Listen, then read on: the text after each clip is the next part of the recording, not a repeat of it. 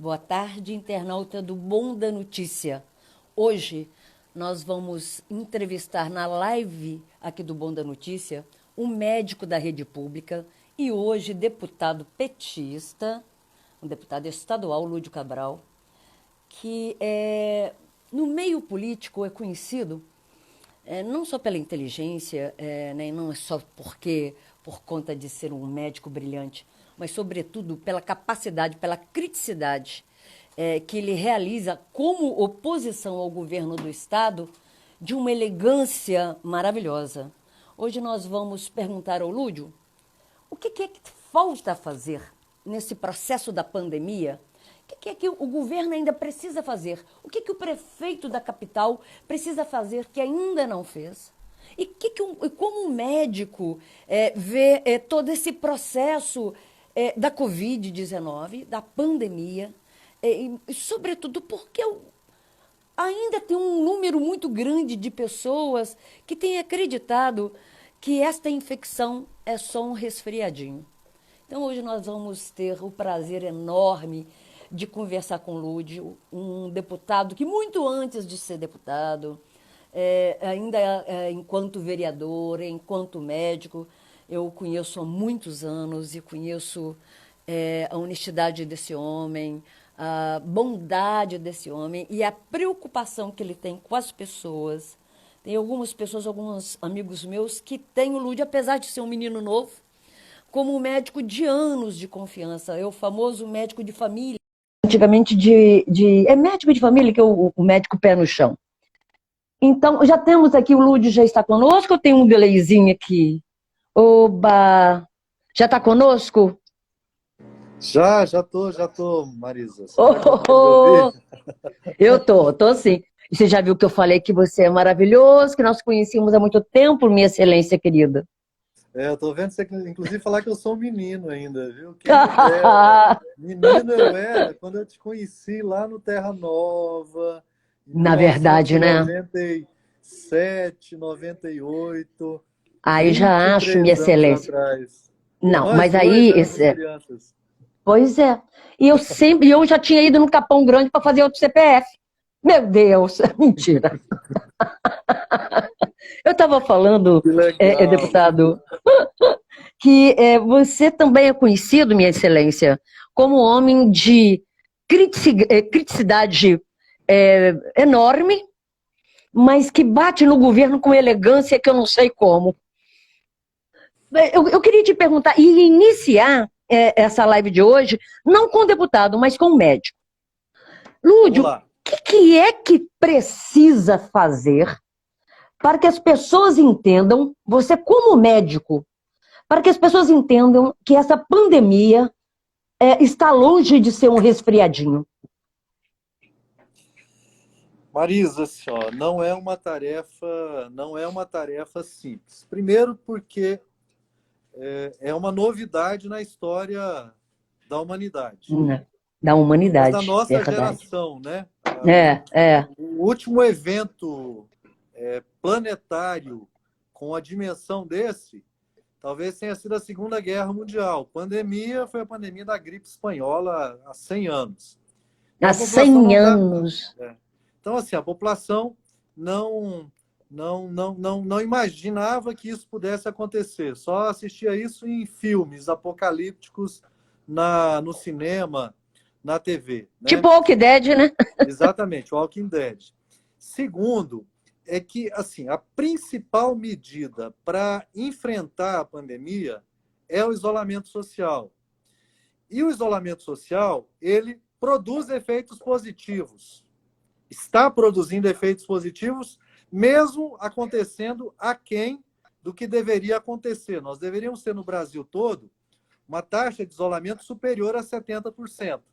Aqui no Mato Grosso, nós estamos na faixa dos 40% de isolamento social. É O pouco, isolamento não? social, ele consegue produzir um efeito benéfico sobre a velocidade de expansão da pandemia na nossa realidade, no nosso cotidiano. À medida em que ele produz efeito, as pessoas começam a ter a sensação de que, olha, o problema não era um problema tão grave como estava sendo anunciado. E aí as pessoas tendem a relaxar o isolamento social. Um outro agravante que nós temos no nosso país é esse conflito de opiniões e essa politização que houve em torno das medidas necessárias para o isolamento social, especialmente o comportamento do presidente da República. O presidente da República é a principal autoridade do país e sinaliza o tempo todo de que, olha, essa pandemia está É um resfriadinho. superdimensionada, é um resfriadinho, é uma Superdimensionada. gripezinha, É, vai em é, cadeia nacional. Falar isso é, confunde a população, confunde principalmente é. a população mais simples, a população mais Essa aqui humilde, está temerosa, né? Da paralisia econômica, que do é, infelizmente, a desemprego, população, né? exato, que é a população que mais sofre também, né, Marisa? Porque, assim, É uma assim, coisa é é assim. nós, de classe média, servidores públicos, que É, moramos assim, nós temos renda fixa todo mês, nós temos moradia com um número de cômodos adequados. Eu moro num apartamento de 80 metros quadrados, tem 3 quartos, eu consigo me isolar, né? Agora, aquela é, pessoa que mora em condições precárias, uma família numerosa, casa com poucos cômodos, que é trabalhador informal, que depende de trabalhar durante o dia para ter renda para levar comida para casa. É muito mais difícil para essa parcela da população lidar com o isolamento social, né? Nós então, temos, mas. hum, nós temos os setores econômicos, assim, os patrões, fazendo os patrões. movimento para que as empresas voltem a funcionar, voltem a ter É, atividade. O grande empresário, ele não vai estar exposto a risco. Quem vai estar exposto ao risco é o caixa do supermercado, é o balconista da farmácia, é o frentista do posto de gasolina que tem que pegar transporte coletivo lotado todos os dias para ir, para voltar para casa, que expõe a sua família mais ao risco, que atende 200, 300 pessoas ao longo do seu período, da sua jornada de trabalho, portanto, está muito mais exposto ao risco de adoecer, mas é o que depende dessa renda para sobreviver. Os mas entregadores migrando de agora, Mailúdio, mas se eu migrar do médico para o deputado, tá? Como é que seria então a sua visão? Você acabou de dizendo que tem aí, e é maciça a maioria, as pessoas nesse país. É um país meio que de faz de conta, com 80% e 90% das pessoas vivendo com dificuldade. Então, o deputado, sob o olhar do deputado, essa paralisia econômica não pode criar uma gigantesca recessão? Ou também, a quebra do distanciamento também pode criar mortes tão absurdas que também nós vamos criar uma atividade econômica sem pessoas nas ruas, né? Que vão morrer muitas pessoas. Como é que você medeia isso? Medeia é tão feio, mas é a palavra certa. Marisa, assim, ó, parece haver uma contradição entre as medidas sanitárias e a questão econômica, mas essa contradição ela não pode existir. Por uma razão muito simples. Não realizar as medidas de distanciamento social exigidas para controlar a pandemia, num primeiro momento, só retardam o agravamento da situação econômica. Porque se hoje a Verdade. população... Vamos trabalhar com o cenário de Mato Grosso. Mato Grosso, assim, o número oficial de casos é um número pequeno. Nós somos o Sim. 25º estado em números de casos, com base nos Somos o registros antepenúltimo, né? oficiais. Exatamente. Somos o antepenúltimo, o 25º estado. Eu acho que não chegou a 350 casos ainda. Até ontem eram 333 casos oficialmente notificados. É lógico que é a subnotificação, mas vamos trabalhar com os números oficiais.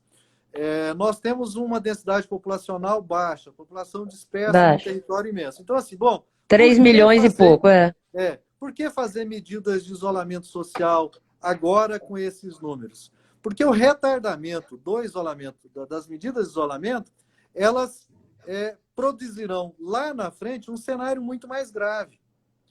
O Brasil, e aí esse cenário mais grave lá adiante terá mais consequências para a economia. Então, quanto mais cedo se toma e se coloca em prática as decisões para lidar com a questão sanitária, com menos dano social, com menos dano sanitário, com menos dano para a vida das pessoas, nós conviveremos, e com menos dano econômico conviveremos também logo ali adiante. Porque não Deixa eu te adianta... perguntar uma coisa, eu não consigo entender. Por isso que eu estou felicíssima que você seja o médico que você é. Quando a gente explica essa pandemia, sabe o que parece que a gente está conversando? Dupla fenda em física quântica. Juro, partículas, o que é? Por que nós devemos ficar em casa? Se, para o achatamento da curva, para esse pico, mas o que significa esse pico? O que é esse achatamento? É dar um tempo para que a estrutura da rede pública de saúde prepare leitos para um número de pessoas que podem ser contagiadas pela Covid, tá? E ainda rezando para que nesse meio tempo surja uma vacina. Seria isso? É exatamente isso, viu, Marisa? É exatamente isso. Porque assim, ó, a redução das atividades econômicas, ela assim, não tem outra alternativa. Ela é necessária para o enfrentamento da pandemia. É preciso de redução de circulação de pessoas por todo o planeta. Então, isso, naturalmente, desaquece a atividade econômica e gera um cenário recessivo no mundo todo. E não tem outra saída. Porque, assim, a própria situação que a população enfrenta, de receio, de medo, de contrair a doença, vamos supor que nós tomássemos a decisão, olha, todos os shopping centers vão voltar a funcionar, todos os restaurantes vão voltar a funcionar, a população pode voltar a circular à vontade. As pessoas, naturalmente, não vão para o shopping center se não for por algo estritamente necessário. E não há algo tão estritamente necessário para as pessoas irem para o shopping center. Então, elas não vão. É verdade. Então, por isso que não há uma contradição entre uma coisa e outra. Não adianta falar, não adianta aqueles que se concentram na preocupação econômica insistirem no relaxamento das medidas de isolamento social, porque elas só vão retardar o agravamento do problema. Então, é preciso conciliar as duas coisas. É preciso conciliar isolamento social com as medidas de proteção das pessoas físicas e jurídicas para reduzir os efeitos econômicos e sociais da pandemia. Então, mas nessa segunda hipótese... Por favor, excelência. Vamos parar para trabalhar com o exemplo da Alemanha. Vamos trabalhar com o exemplo da Alemanha. A Alemanha é um país capitalista. É o país mais importante da comunidade europeia. O que a Alemanha decretou? Quarentena. Parou toda a atividade econômica. Só que, ao mesmo tempo em que para a atividade econômica, pede às pessoas para ficarem em casa, para poder se proteger, ela adota uma série de medidas que injetam recursos na economia para os trabalhadores e para os empresários para assegurar a proteção da economia para, no momento seguinte, a economia conseguir ser retomada com mais agilidade. Como, por exemplo, fazer com que as grandes fortunas contribuam, quebrando um pouco esse impacto, por exemplo, econômico? Felizmente, nesses países europeus já há um sistema tributário mais justo nesses outros, nos países europeus. Aqui no Brasil, ao lado do enfrentamento da pandemia, nós teríamos que adotar medidas de natureza tributária para corrigir injustiças que são crônicas no nosso país. Crônicas. Delas, porque é uma demanda, isso está na Constituição de 1988, é o único imposto previsto na Constituição de 1988 que até hoje não foi regulamentado, que é o imposto sobre grandes fortunas. E por quê? Na Constituição de 88. Não foi regulamentado porque a correlação de forças no Congresso Nacional a maioria dos deputados federais e dos senadores estão compromissados com o interesse dos donos das grandes fortunas. Por isso, nunca avançou essa medida no nosso país. Agora, na emergência, ela teria que ser colocada em prática. Para quê? Para a gente dar conta, Marisa, de uma outra tarefa. Essa é uma tarefa, assim, que a pandemia está nos ensinando e que tem que ser, assim, uma das mais importantes lições a serem tiradas dela agora, que é a necessidade de adoção de uma renda básica universal de cidadania para toda a população. E sem nenhum condicionante. Bolsa Família tem condicionante. Mas não seriam R$ 600, né? Não, não seriam R$ 600. Nós teríamos que ter, por que exemplo, é muito pouco, meu Deus. Nós teríamos que ter no Brasil, toda pessoa ela nasceu, assim como ela faz um registro de nascimento, uma declaração de nascido vivo, ela sai do hospital com uma declaração de nascido vivo, que é um documento que o hospital preenche, ela já sai do hospital com as condições de ter o seu registro civil de nascimento, ela, ao mesmo tempo, já ter o seu CPF e já passar a fazer parte de um cadastro nacional para a Renda Básica Universal de Cidadania, pelo simples fato de existir e de ser um ser humano portador de direitos. Se nós já tivéssemos tido isso implementado no nosso país, Marisa, o que a população brasileira está sofrendo hoje para ter acesso ao tal auxílio emergencial não aconteceria. Porque todos... Chega a ser uma humilhação, sabia, deputado? Chega a ser uma humilhação. É uma humilhação. Ontem, Marisa, assim, no domingo, deputado, de domingo para segunda, de ontem, não, eu acho que foi de sexta para sábado, as pessoas estavam dormindo, né? Que as pessoas estavam dormindo na Caixa Econômica. Que isso? Isso não é muita humilhação, não, Lúdio? É humilhação. E assim, as pessoas desesperadas, porque elas precisam desse auxílio emergencial, elas precisam do auxílio emergencial. O governo cria uma burocracia sem tamanho para que as pessoas tenham acesso ao auxílio emergencial. Tem que estar com o CPF regular. Criança tem que passar a ter CPF agora, na emergência, para poder comprovar que a pessoa tem filhos, para poder se enquadrar nos critérios do auxílio emergencial. Exigir que as pessoas que têm dificuldade de ter acesso à internet, porque nós temos um país com exclusão digital. As pessoas com exclusão digital, verdadeiramente. Exclusão digital no nosso país. As pessoas têm... Uma parcela importante da população nem é alfabetizada, Marisa. Tem dificuldade de lidar com o smartphone, de lidar com a tecnologia. Não tem acesso, não tem inclusão digital. Aí elas têm que ir para a fila da Caixa Econômica, para a fila da Receita Federal. Centenas de pessoas aglomeradas, expostas ao risco de adoecer para poder ter acesso ao auxílio emergencial. Agora, imagina, vamos trabalhar um cenário em que o país já tivesse a renda básica de cidadania. Era automático. Nós já temos um cadastro nacional, já teríamos um cadastro nacional com todo cidadão vivo que vive no nosso país. A medida seria colocada em prática de forma automática. Num clique, as pessoas já teriam crédito em uma conta bancária cidadã, onde elas receberiam a renda básica universal. Essa renda básica universal, inicialmente, ela poderia ser de R$50 por mês, de R$30 por mês, de R$100 por mês.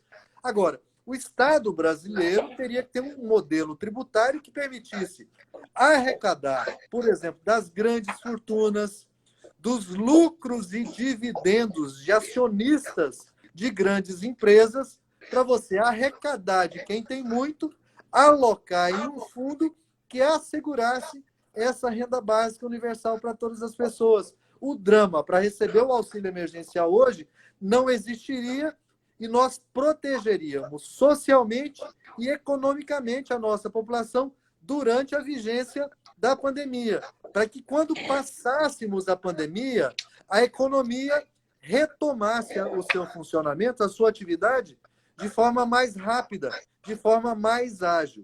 O conflito que existe hoje entre a saúde e a economia é um conflito que faz mal para a saúde e faz mal para a economia. As duas coisas precisam caminhar juntas.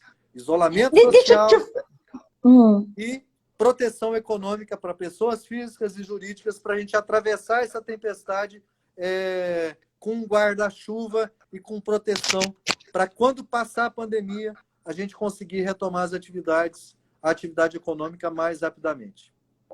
Excelência. Menos pessoas doentes, menos pessoas com quadros graves, menos pessoas com sequelas e menos pessoas... Eu nem falo, olha, mortas. Você pode ser deputado, eu te amo, você sabe disso, que do respeito que eu lhe tenho, que se eu tenho comorbidade, você pode ir na minha casa se eu tiver problema, viu? Porque eu estou morrendo de medo, porque eu tenho comorbidade. Mas não é isso que eu queria te perguntar, não. Oi. Marisa, assim, ó, é uma doença nova, ela é desconhecida pela medicina. Toda doença que existe no mundo, a medicina estuda ela, estuda a história natural dela, como que ela se desenvolve, quais os efeitos que ela produz sobre o nosso organismo, quais as formas clínicas, de que forma tratar, quando tratar, com que tipo de medicamento. Essa doença, a medicina não sabe. Então, tudo está sendo experimentado à medida em que o problema está existindo. Ora, se eu tenho toda a população, toda a humanidade suscetível, porque ninguém estava imunizado contra esse coronavírus antes de ele aparecer. Então, 100% da população do mundo suscetível, pode adoecer. É um vírus de transmissão aérea, de fácil transmissão, que sobrevive no meio ambiente por muito tempo. Fica 3 dias numa maçaneta de uma porta. Fica 3 dias no controle remoto. Lá vai meu pânico, tudo de novo. No nosso celular. Numa sacola plástica, transmite por via aérea. Fica suspenso no ar por um determinado tempo. Toda a população pode adquirir. Se você pegar a calculadora e multiplicar 1 vezes 2,3 vezes 2,3 vezes 2,3, a gente vai perceber que em 20 ciclos, em 20 semanas, uma pessoa poderia transmitir para 17 milhões de pessoas. Meu Deus! 80% dos casos vão ser leves, 20% serão graves, vão precisar de internação, 5% vão precisar de UTI.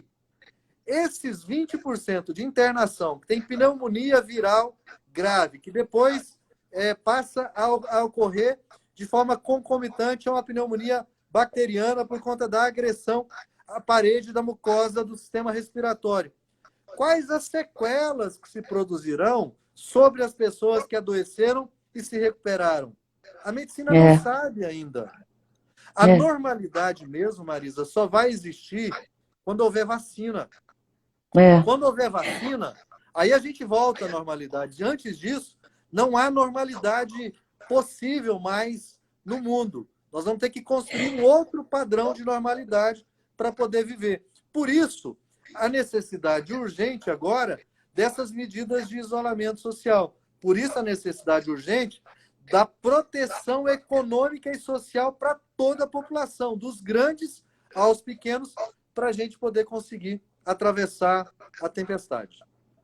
Deputado, hoje, nessa live que o secretário de Saúde, o Gilberto Figueiredo, vem realizando, e até de forma virtual, até de forma muito interessante, ele é um homem bom, médico também, ele hoje acabou respondendo aos jornalistas, nessa conversa com os jornalistas, que o pico, né, da doença está previsto agora para começar aí do dia 15 de maio em diante.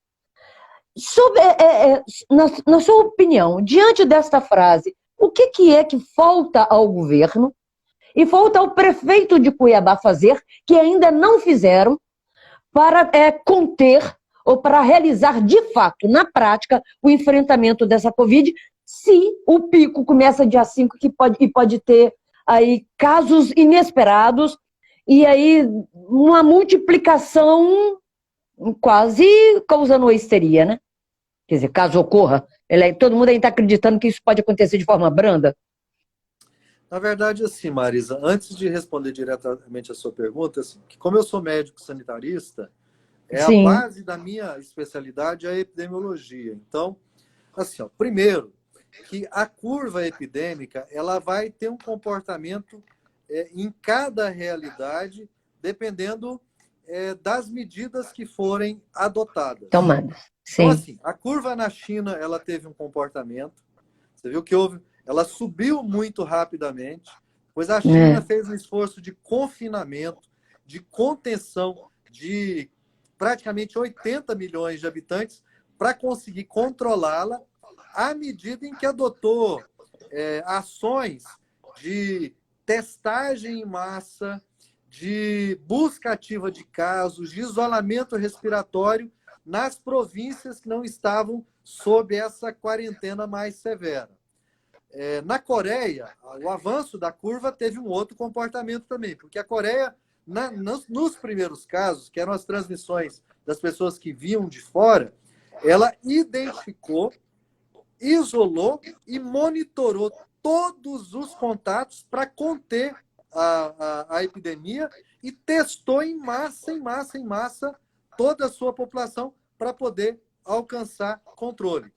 Na Itália, explodiu para depois a Itália entrar em quarentena. A curva lá teve um padrão. Cada país desse tem um padrão de curva. Nos Estados Unidos, explodiu para depois... E perfis diferentes, né? E perfis bastante diferentes. Na Itália, completamente diferentes. Né?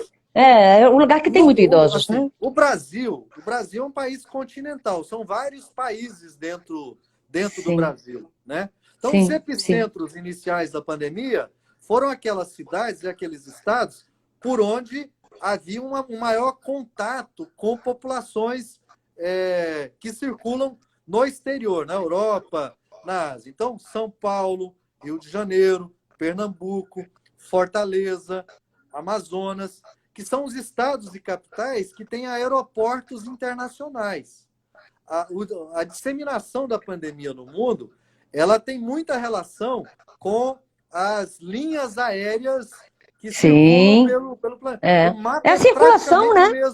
O mesmo mapa. Então, assim, no Brasil, alguns estados já entraram em colapso, né? O Amazonas, o sistema de saúde já entrou em colapso. Pois é, que isso, em Manaus, que é aquilo, meu Deus. Em São Paulo, assim, São Paulo começou a subir a montanha. Em Pernambuco, eles estão começando a subir a montanha. Lá no Ceará, da mesma forma. No Rio de Janeiro, da mesma forma. Cada estado desse tem um sistema de saúde e tem dado conta dessa subida da montanha com a estrutura que tem disponível. Aqui no Mato Grosso, vindo para a nossa realidade agora, nós começamos o isolamento social, graças a Deus, bastante cedo. Nós tínhamos uma dezena de casos confirmados aqui no nosso estado, quando nós iniciamos as medidas mais rigorosas de isolamento social no dia 23 de março. Então você está dizendo que as medidas foram prudenciais. O primeiro caso confirmado oficialmente em Mato Grosso foi no dia 19 de março. Sim. As medidas de isolamento começaram aqui no dia 23 de março. Nós tínhamos, se eu não me engano, 11 casos confirmados no dia 23 de março. Então a gente começou cedo. E no início, o isolamento foi bem seguido, bem obedecido aqui no estado. Foi mesmo. Na primeira e na segunda semana. É lógico que no final da primeira semana já houve uma pressão de determinados setores da economia para que o Estado relaxasse. E o Estado até editou um decreto propondo o relaxamento, já logo no final da primeira semana. Felizmente, houve uma mobilização, eu propus um projeto de decreto legislativo aqui para revogar o decreto que relaxava, os ministérios públicos notificaram, acionaram a justiça, o judiciário deu decisões para não deixar haver relaxamento. Então, o isolamento social no início, aqui nas 3 primeiras semanas, produziu um efeito importante sobre a curva aqui no estado e reduziu bastante a velocidade de expansão da epidemia aqui. De expansão Graças a Deus. E assim, Maris, o efeito do isolamento que se faz essa semana, ele vai ser sentido entre 1 e 2 semanas depois. Mas como é que você faz? Olha, hoje, o efeito dele vem depois de 7 dias. Porque é o tempo mas como essa volta das atividades econômicas, mesmo de forma gradativa, na capital, né? Então, com todo esse medo que o prefeito de Cuiabá... Não é medo, ele está sendo muito prudente. É prudente, Eu falo com... assim, Eu falo que o Eu Emanuel acho. pode não ter sido prefeito dos 300 anos como ele queria, mas literalmente tem sido um bom prefeito da pandemia, As né? medidas adotadas pelo município de Cuiabá nas primeiras semanas foram muito positivas. Foram Sim. acompanhadas por outros prefeitos. O governo do estado, infelizmente, no início, não teve uma capacidade boa de coordenação dos esforços aqui no estado para sintonizar. A disputa política entre o governador e o prefeito de Cuiabá atrapalharam muito isso. Porque a capital ela é referência para o conjunto do Estado. No início, se houvesse um esforço de coordenação, nós teríamos evitado medidas muito radicais em municípios pequenos e teríamos evitado medidas de relaxamento em municípios grandes, como, por exemplo, aconteceu em Várzea Grande. Várzea Grande houve um relaxamento muito precoce e Várzea Grande e Cuiabá é mais ou menos, é praticamente a mesma cidade. Então, as medidas aqui no nosso estado, elas aconteceram cedo, felizmente, e elas retardaram a progressão dos casos aqui. O que a gente está vivendo nas últimas 2 ou 3 semanas é reflexo das primeiras semanas de isolamento. O relaxamento que começou a acontecer, nós vamos começar a sentir o efeito dele na semana que vem, na outra semana. Tem sempre um delay de 2 semanas para você sentir o Tá. efeito do que você faz hoje. Porque o que você faz hoje produz efeito até 2 semanas. Então, assim, eu não diria... quando o secretário disse que o pico aqui no estado é daqui a 15 dias, não, para mim Vai o pico no começar, né? estado não é daqui a 15 dias. Talvez daqui a 15 dias a gente comece a perceber uma taxa maior de crescimento dos casos por conta do relaxamento do isolamento social que nós estamos vivendo nesses últimos dias, da semana passada para cá. E aí pode ser que daqui a 2 semanas a gente tenha que puxar o freio mais um pouco para poder conter a progressão de casos. Para a gente retardar ao máximo esse pico. Para que, na verdade, esse pico seja uma espécie de platô mais longo, mas com um número menor de casos, para que o sistema de saúde dê conta de atender a população. Logo na primeira semana de isolamento social, como houve um tensionamento grande, eu fiz um estudo com cenários hipotéticos, trabalhando com algumas variáveis. O percentual da população do estado infectada, o tempo de duração da curva epidêmica, Epidêmica. a proporção de casos internados, a proporção de casos internados em leitos gerais, a proporção de casos internados em leitos de UTI, a média de permanência em leitos gerais e em leitos de UTI. Então, assim, eu trabalhei com um parâmetro que era o parâmetro internacional que nós conhecíamos. Olha, Nossa, ele é muito bom, meu Deus. 20% dos casos vão exigir internação em leito geral, 15% em leito geral, 5% em leito de UTI. A média de permanência lá fora era de 7 dias em leitos gerais e de 12 dias em leitos de UTI. Aqui no Brasil, nós estamos vendo que a média de permanência está maior do que 12 dias. Então, eu calculei cenários hipotéticos com base nessas variáveis, modificando o percentual da população infectada e a duração dessa curva epidêmica. Num cenário em que nós tivéssemos 1% da população infectada ao longo de 6 meses, nós teríamos a necessidade de 116 leitos de UTI específicos para Covid-19, num cenário de 1% da população infectada ao longo de 6 meses. Se, ao contrário, nós tivéssemos 5% da população infectada, num cenário de 3 meses, nós precisaríamos de 10 vezes mais leitos de UTI, de 1.000 leitos de UTI. Está vendo a diferença? De um percentual da população infectada de 1% para 5%. E a duração da epidemia de 180 dias para 90 dias, a diferença que dá na capacidade que o sistema de saúde tem que ter, por isso, a necessidade de um lado, estruturar o sistema de saúde e, de Sim, outro, rapidamente. reduzir a velocidade de expansão da pandemia aqui no nosso estado. E esses números que eu trabalhei considerando uma evolução não tão exponencial como é a evolução exponencial da pandemia. Porque nós podemos ter hoje, vamos supor um cenário hipotético, a necessidade de 100 leitos, amanhã vão ser necessários 200 leitos. Depois de amanhã, vão ser necessários 400 leitos. Dependendo... Na verdade, é um jogo de futurologia, é um exercício de futurologia.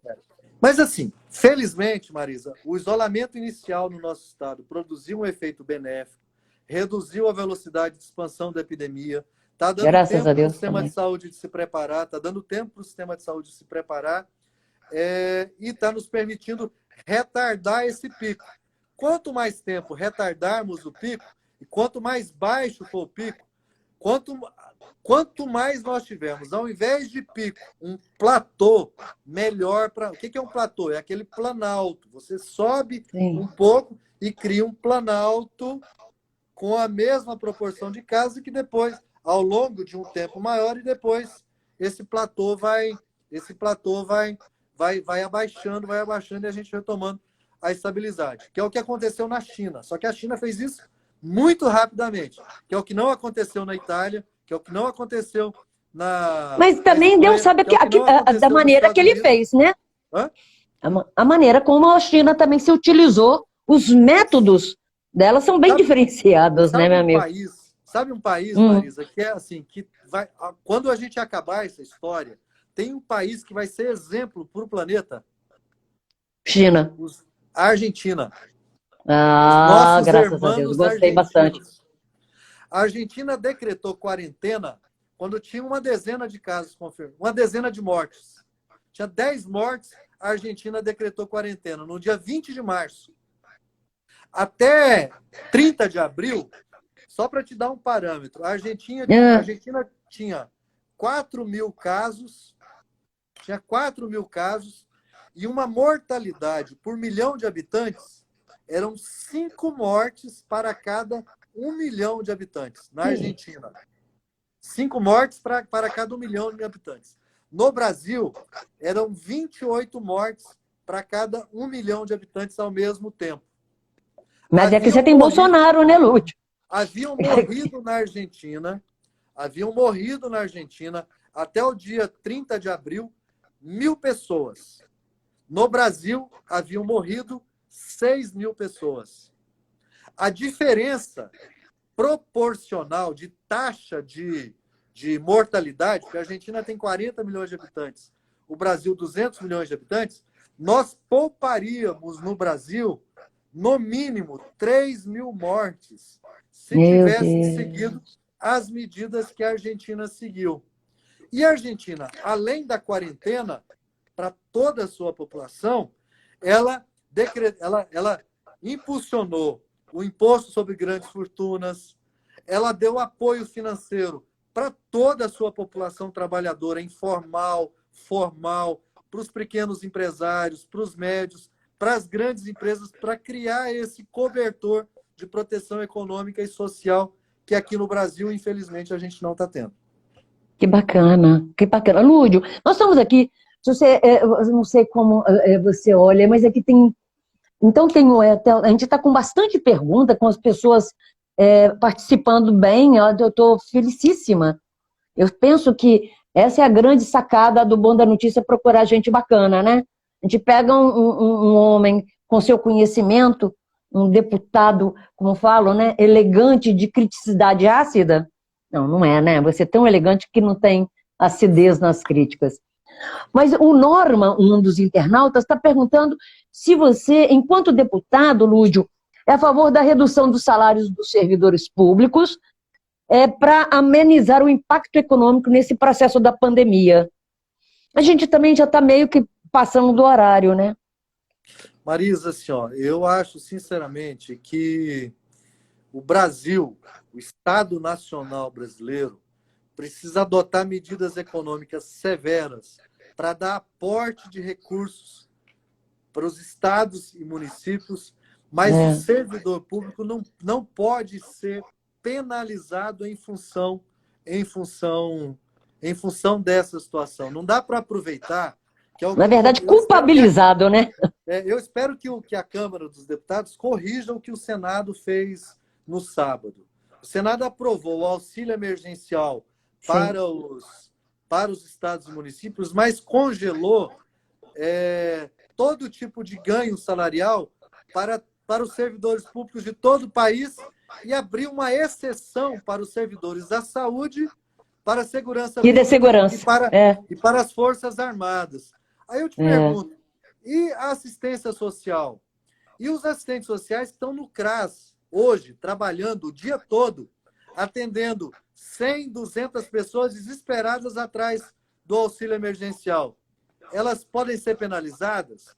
E as universidades, os centros de pesquisa, os pesquisadores, os servidores dessa área vão ser penalizados? Então, assim, os defensores públicos, aquelas pessoas que atuam no contato direto com a população nas muitas áreas, vão ser penalizadas pela pandemia?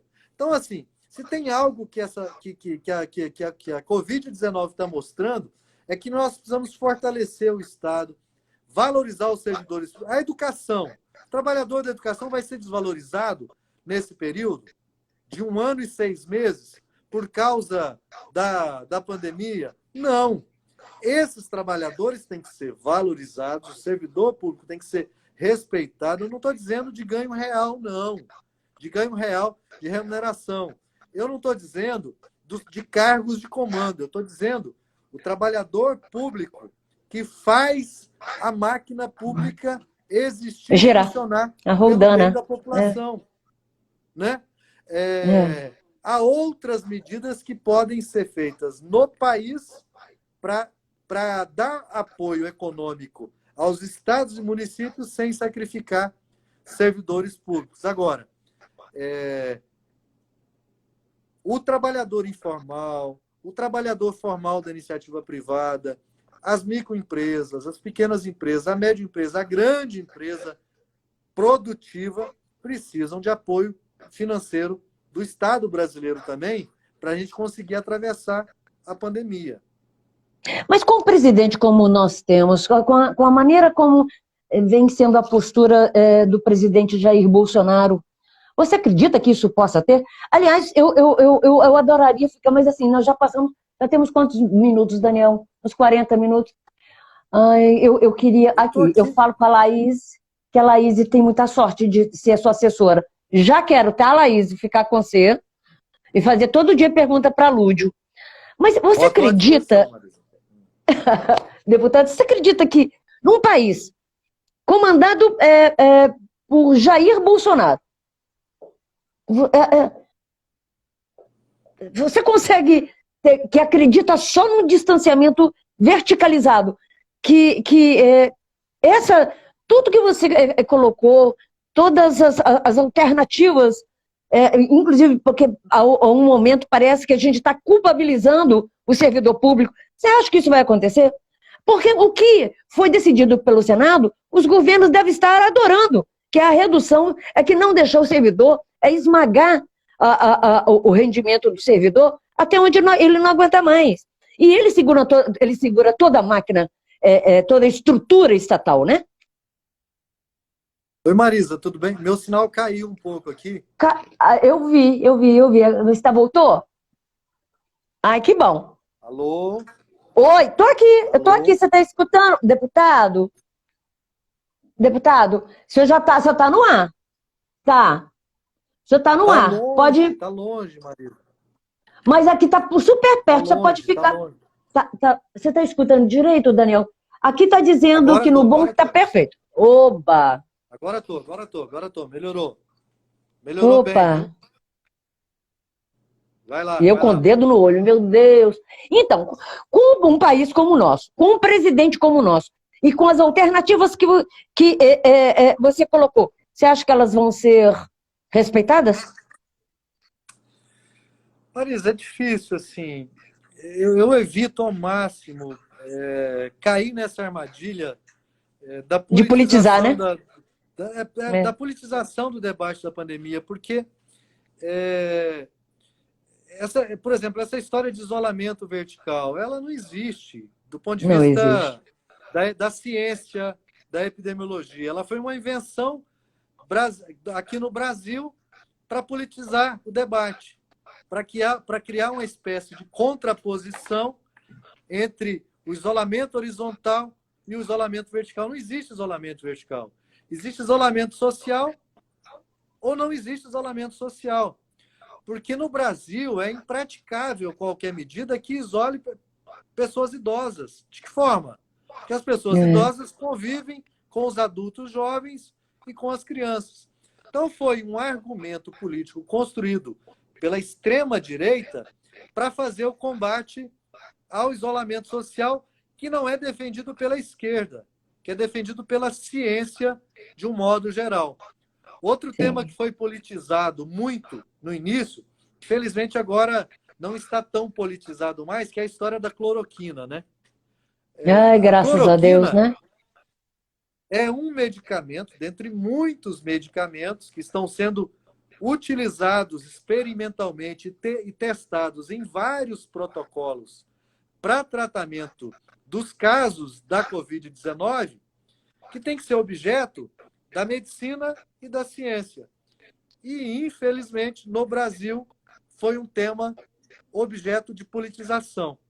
Então, assim, o governo federal, infelizmente, não deu a importância que a pandemia precisava ter no Estado Nacional, em todas as esferas, em todas as esferas. Vou te dar um exemplo. O Brasil é o país que menos faz teste. É um dos países que menos faz teste em todo o mundo. Eu não E uma entendo das também. medidas...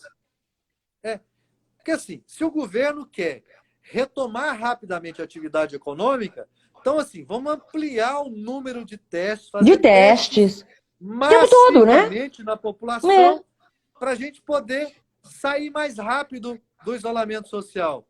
Vamos estruturar rapidamente os serviços de saúde e ampliar rapidamente a oferta de leitos gerais, de leito de UTI, com equipe qualificada, treinada, com suporte laboratorial, para ter os casos graves, porque a gente tendo isso, a gente consegue sair mais rápido do isolamento social.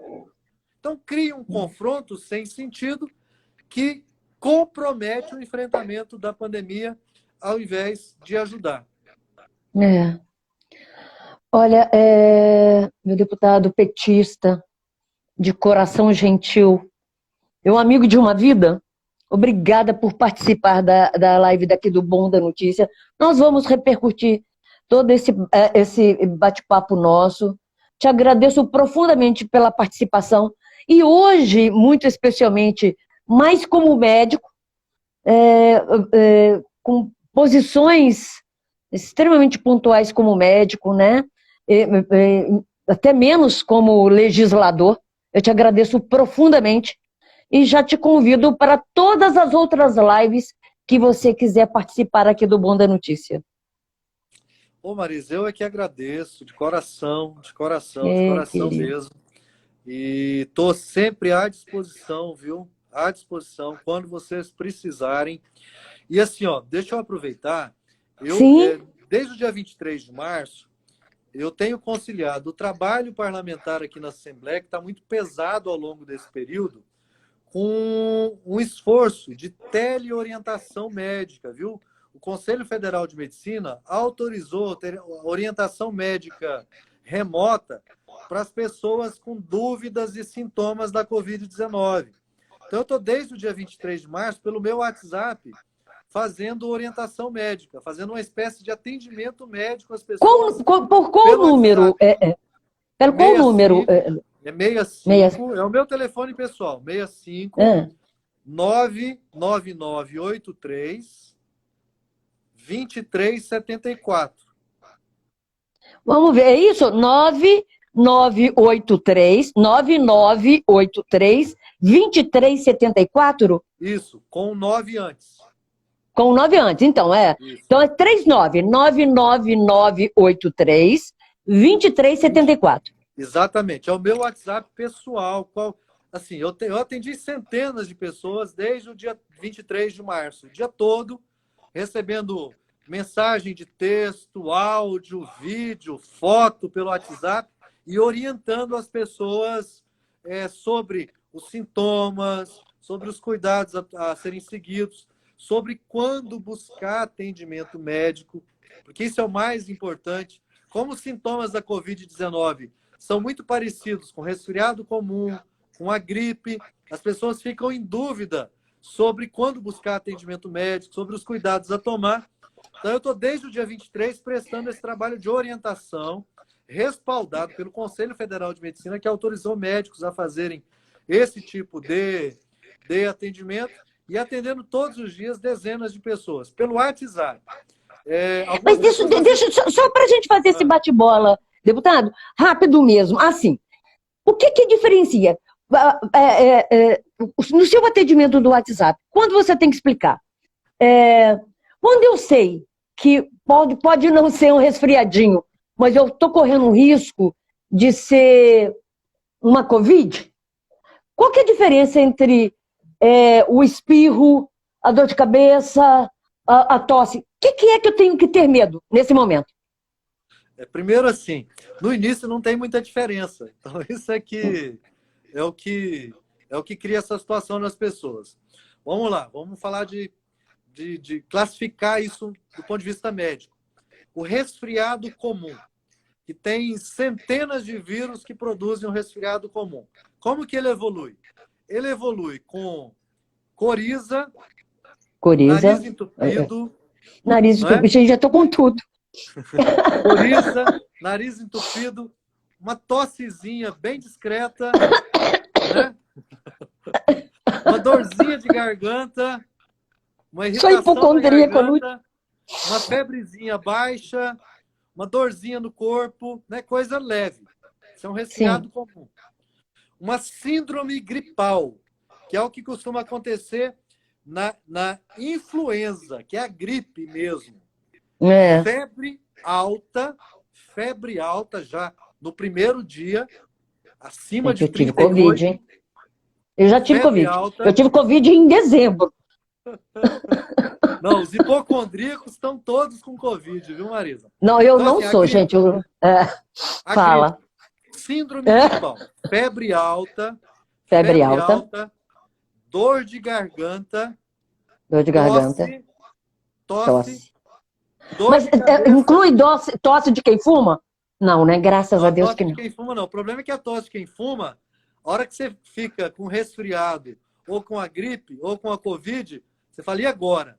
É lógico que a tosse muda de padrão. A tosse ela muda de padrão. Bom, então assim, a gripe, a síndrome gripal, é isso que eu te falei. É a febre alta já no início, dor no corpo, dor de cabeça, dor de garganta e tosse.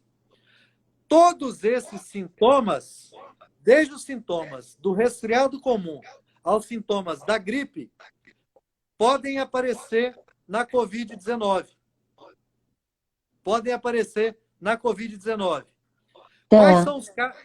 Quais são os casos assim, que exigem mais cuidado, mais atenção?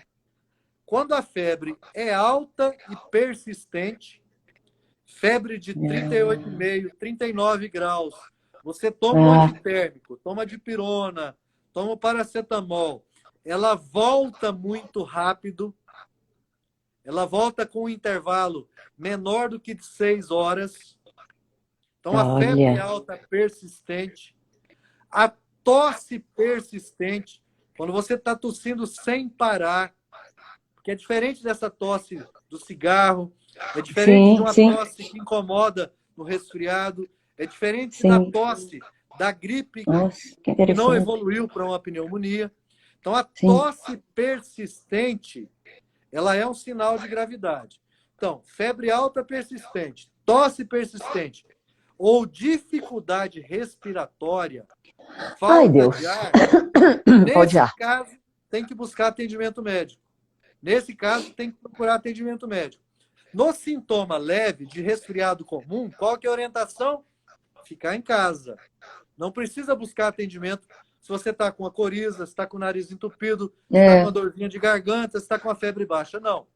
Fica em casa, toma bastante líquido, se alimenta bem, come uma fruta de 2 em 2 horas, uma maçã, uma banana, uma laranja, o que você puder, tiver condições, de 2 em 2 horas.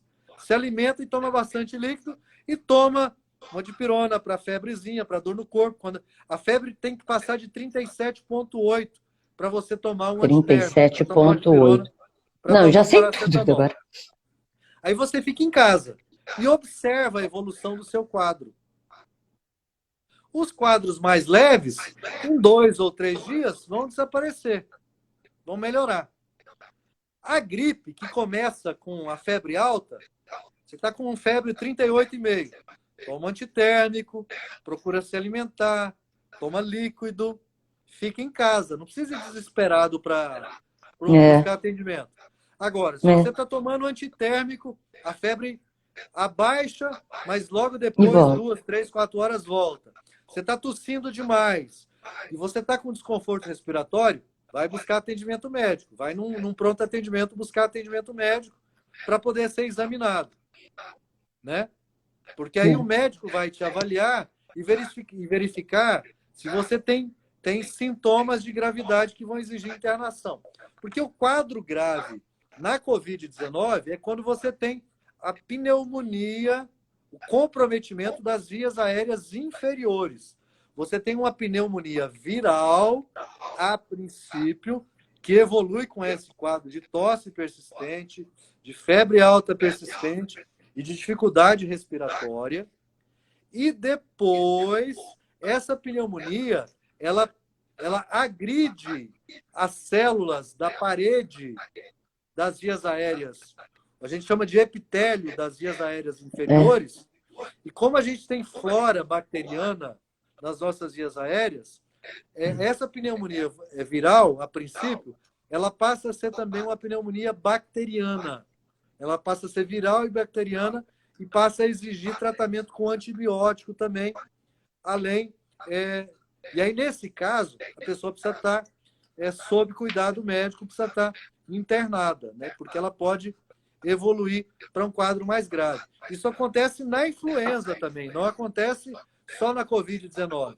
Acontece na influenza, mas na Covid-19, o quadro é um quadro mais grave, mais desconhecido naquelas situações que evoluem com mais gravidade.